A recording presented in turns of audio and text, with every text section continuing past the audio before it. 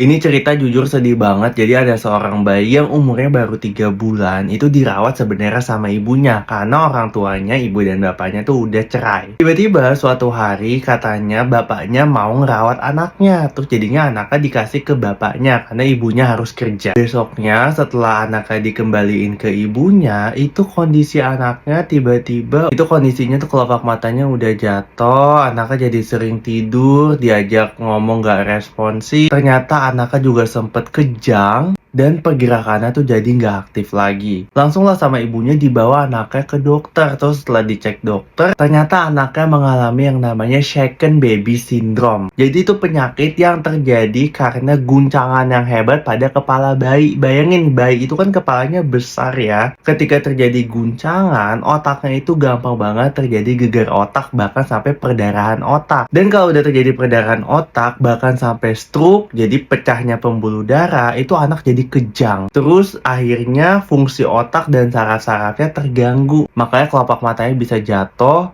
Terus anaknya jadi lumpuh, gak bisa gerak. Anaknya jadi nggak aktif, terus dia jadi kebanyakan tidur. Nah masalahnya, nggak tahu tuh yang terjadi sama bapaknya diapain. Apakah anaknya digoncang-goncangin sampai terjadi geger otak di kepalanya, atau bahkan ada trauma tumpul, mungkin terjadi kekerasan sama anaknya. Intinya ibunya bilang setelah itu anaknya sempat dirawat selama 1 bulan. Hidupnya juga nggak aktif dan udah terjadi lumpuh total juga. Sampai akhirnya anaknya cuma bertahan sekitar 2 tahunan. Dan di situ ibunya bilang pokoknya jangan sampai kalian itu menjalani hubungan yang toksik. Karena hubungan yang toksik itu nggak cuma berimbas kepada 2 orang, bapak ibunya, tapi anaknya juga bisa kena. Jujur sedih banget dan semoga teman-teman terhindar ya dari hubungan yang toksik. Dan tolong, anak itu manusia loh, jadi tolong pikirin anak juga.